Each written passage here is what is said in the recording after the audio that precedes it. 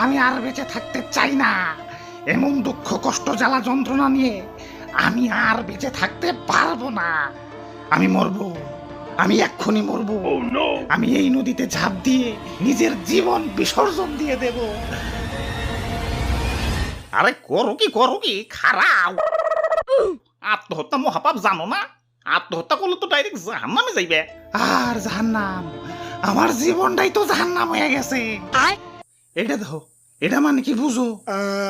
এটা মানে তো কোনো কিছুর উন্নতি হইতাছে, উন্নয়নের গ্রাফ এটা।